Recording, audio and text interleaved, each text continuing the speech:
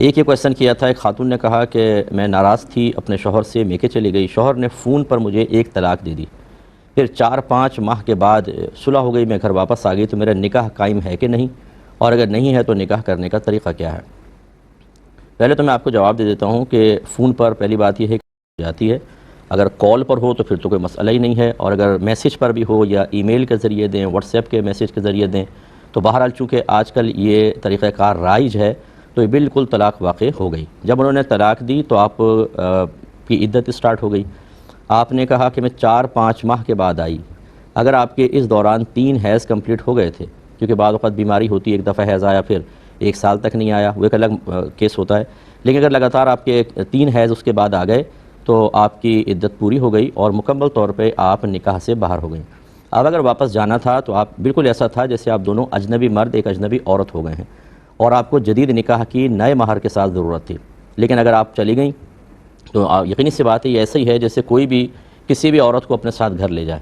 اور خدا نخواستہ ساتھ رہنا شروع کر دیں، تو یقینی سی بات ہے کہ یہ حرام اور گناہ کبیرہ ہے۔ اگر اس دوران آپ کے سوال کرنے سے پہلے کوئی جسمانی تعلق قائم ہوا تو وہ زنائے خالص ہوگا، اور اگر بچہ پیدا ہوا تو وہ ولد الزنا کہلائے گا، جس کا بروز قیامت والد سے نسب ثابت نہیں ہوگا۔ اس لیے آپ دونوں فوراً سے پیشتر توبہ کریں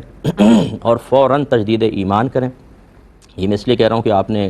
اتنے حرام کاموں کو بالکل حلال ہی سمجھ لیا، ایک طرح سے احتیاطاً تجدید ایمان کریں اور فوراً تجدید نکاح کریں۔ تجدید نکاح میں وہ بہت زیادہ اہتمام کی حاجت نہیں ہے کہ آپ مہمانوں کو بلائیں، قاضی صاحب، بس آپ دونوں میاں بیوی آمنے سامنے بیٹھ جائیں،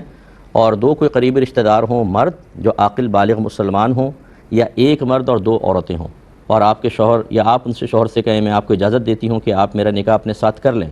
اور وہ شخص کہیں کہ میں نے تمہارا نکاح اپنے ساتھ اتنے مہر کے عوض میں کیا، آپ بھی مہر کا ذکر کر دیں کہ آپ میرا نکاح اپنے ساتھ اتنے مہر کے بدلے میں کر لیں، وہ کہیں میں نے اتنے مہر کے بدلے میں کیا، بس نکاح ہو گیا۔ یہ تو آپ کا جواب ہے، اور باقی میں جو والدین مجھے دیکھ رہے ہیں، جو بہنیں مجھے سماعت فرما رہی ہیں، ان سب سے میری گزارش ہے ذرا غور کریں کہ بعض اوقات کیسی مسٹیک ہوتی ہے کہ ماں باپ خود اپنی بچی کو راضی ہو کر بھیج دیتے ہیں۔ جو بھائی ہوتے ہیں جو غیرت کے نام پر اگر بہن کو کوئی دیکھ بھی لے تو اس کی آنکھیں نکالنے کے لیے تیار ہو جاتے ہیں، لیکن بعض اوقات کم علمی کی وجہ سے وہ اپنی بہن کو ایک طرح سے گناہ پر پیش کر دیتے ہیں۔ وجہ کیا ہوتا ہے؟ علم نہیں ہوتا، اور بعض اوقات گناہ ہوتے رہتے ہیں۔ اس لیے میں سب سے گزارش کرتا ہوں کہ علم دین سیکھنا لازم قرار دیں، تاکہ آپ کے بچے نادانستہ طور پہ معاذ اللہ زنا میں یا گناہ میں مبتلا نہ ہوں۔